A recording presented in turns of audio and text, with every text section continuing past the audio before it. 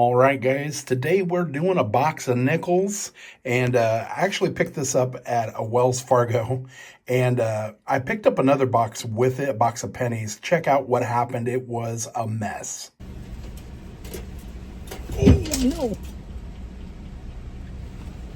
They fell out.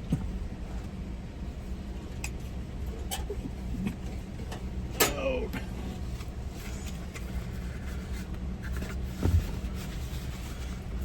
They all came crashing out.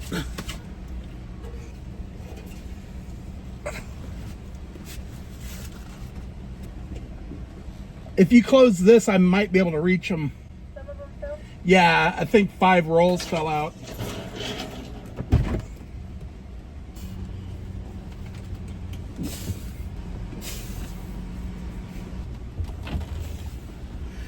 I think there's 2 more rolls down there. So just move up, and then I'm gonna send someone out there, and she's gonna get it for you. Okay. Thank you. Thank you.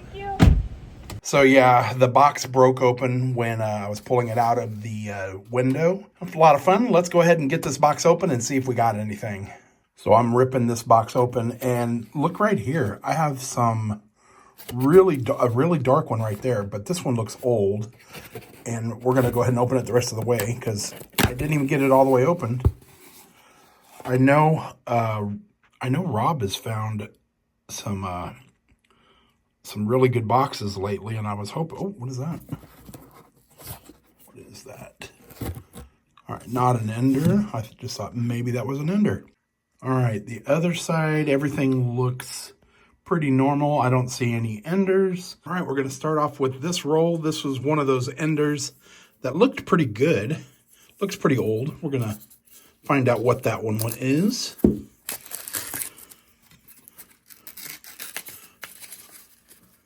I think it's going to be old. Let's go ahead and take a peek. And it's definitely old. What is that? That's a 1941, not silver. We missed silver by 1 year. But that's a good start. I think we're going to have a good box. Just came across a bison. This is the 2005 bison. And you always want to put these under your scope because there is a very valuable coin that you could be, it's an error that you can find where they are speared, and there's a spear that goes all the way from the top to the bottom, right through the middle of that bison, and those can go for some big bucks in really nice shape. You're talking about hundreds of dollars, so always check your bisons. All right, this is roll number 2. We're only 2 rolls in. This is the one that had that really dark ender. We're gonna check this one real quick. I saw this one back here, and that's what made me want to start recording, but I was curious what this was going to be. Oh man, I think it's only a 76. All right, this one looks old right back here. Let's see what we got. It's got a mint mark on the back, so you know it's got to be at least in the 60s. Let's flip it over, and we got 1956, and good shape too. All right, roll number 6. Look at this. We got an oldie right here. We're in the 40s, 1948. And look at the condition on that. Really nice condition. Good details on that. Let's flip it over. Oh, it almost looked like it had a little clip, but it doesn't. Let's see. Is that? I believe that is a Denver mint mark right there. I'll double check it and check for RPMs. All right, nice little coin. Let's keep going. All right, this is roll number 10, already done 10 rolls. And look what we have right here. Do you see that one? He's hiding right there. That's a 1955. That actually could be a semi-key date. So we're going to flip this over. We want to get, we want the Philadelphia, the 1955 Philadelphia. That's the year that the government shut down. They didn't make very many of these. So if it's got a Denver, it's common. If it is Philadelphia, which is the one we want, it's going to be the semi-key date. Let's go ahead and flip it. 3, 2, 1. And, oh, we got a mint mark. It's a D. All right, roll number 19. Not super old, but it's worth showing. It was a Philadelphia, And that was a 1948. We're still in the 40s. Come on, get me down to that silver year, 1942 through 45. All right, guys, this is awesome. Roll number 24 right there. I don't know if you can see it, though. There, now you can see it. Let me put my phone down so I can get my hands on it. I spotted right there, a little bump. That is going to be a buffalo right there. Let me just make sure I don't have any other oldies in this roll. I didn't even get to start searching. Some of the coins fell out, and I happened to go right to that. All right, no mint mark. Pretty worn. Let's see if we got a date. Come on. Oh! No date. We will go ahead and Nic-a-Date this and find out what it was. All right, before we Nic-a-Date this, I want to make sure we use our USB microscope to take a look at this a little more closely and make sure it's not a variety that we can maybe figure out with some details. So we're going to go ahead and put this under the scope. It is a Philadelphia. We're going to check all four of the legs. All the four legs are there, so we know it's not a three-legged variety or a 3.5-legged variety. There's no doubling on the word 5 cents.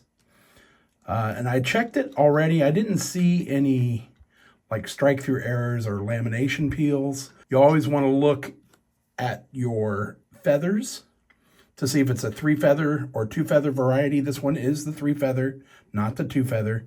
And you also want to check for doubling there in the feathers, and you also want to check over here on the profile of the face to make sure there's no doubling. I don't see any, so I think we're safe to go ahead and Nic-a-Date this. Let's go ahead and do that. We're going to be using Nic-a-Date. Remember that this is an acid, and you want to wear rubber gloves, and you probably want to wear protective gear like goggles or anything to keep it from getting in your eyes. It will burn you, and believe me, it doesn't feel too good. So you're going to take a little drop, and you're going to put it right there where the date should be. Let's go right there. Looks pretty good.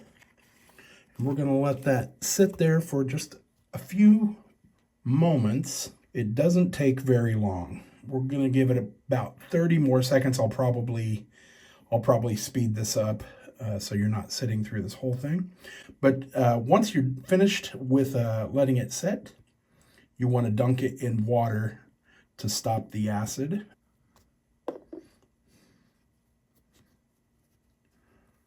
All right, I think we're good. I'll go ahead and pull the water over here.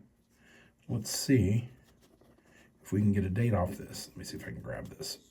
Okay, here we go. Bloop. In the water, we'll let it swirl around in there for a second. And I brought another paper towel to dry it off. Make sure you dry them real good. All right, let's see. Moment of truth. Let's see if we got a date off this. Ooh. All right, let me grab my paper towel. Ooh. All right, let's see if we got one. If we didn't get one this time, we can always try it again. Oh, look at that, 1914. Look at that, 1914. That is an early one. Man, I wish that had a mint mark. I think the 14D, I think it's D or S, is like a key date. Let's look up the mintage on that. 1914. It could be the 4/3. We'll have to double check and make sure. If that had been a D or an S, man, that could have been really, really good. It's like a $20 coin in good. And whenever you do this, you're only going to get about 20% of the value because it really hurts the value of the coin. So, you know, you're probably looking at maybe $3 for something like this. Now, we do have to check for the 4/3. We'll do that real quick. So this is really tricky trying to find out if this is the 1914/13. I've got a photo of the 1914/13 right there for you guys to see. You could see some doubling on the 1, the 9, And then you see you can just faintly see that 3 underneath the 4, which is going to be really, really hard to tell on this because, you know, obviously we didn't have a very good date on there. And I don't think it is. I've really gone over it with a fine tooth comb, and I think it's just the regular 1914. All right, this is roll number 28. And I saw this one right here. It had a mint mark. It looked like it was in pretty good condition. I flipped it over. Check it out. 1959. I thought it was a 1939 at first.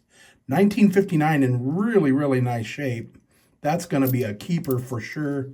That will be great in a book. Roll number 35. I got another oldie here. I saw the mint mark first, and it looked pretty circulated. It's got a little scratchy scratch right there. Let's flip it over and see what we got. 1954. This side's pretty good, but it does have a little scratch on the reverse side. Probably throw that back. Let somebody else find it. All right, we got roll number 41. It's been a while since we found anything. I hadn't even got this roll all the way open. It kind of fell apart, and I spotted that one right there. That one looks circulated. We're going to go ahead and pull that one out. Oh, yeah, that is real circulated on the back. That's going to be old. I'm going to say, I don't know. That's going to be 40s at least, maybe 30s. Let's flip it. Oh, 1942. That's a 42. That's a silver year. But if we flip to the back, I don't remember seeing. No, unfortunately, there's no mint mark above the dome. You need to see a mint mark above the dome with a very, very large mint mark, a P, a D, or an S. If it had that, it would be 35% silver, but unfortunately, this is one of the copper nickel ones, and unfortunately, not silver. Roll number 47, and I almost missed this. I didn't see it at first. Look what we have here, 1939. Really nice shape too, 1939. That's a second year Jefferson. We're going to flip this over. We hope to see a mint mark on the backside. If it's a Philly, we'll check it for the doubled die. So let's go ahead and flip it. 3, 2, 1. And it's going to be a Philly. So let's go ahead and check that for the double die.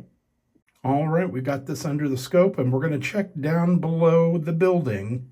You want to look at the word Monticello, which is right there. You'll usually see the doubling in the L's and the O, and you'll also see it in the word 5 cents. And unfortunately, this one is not the double die.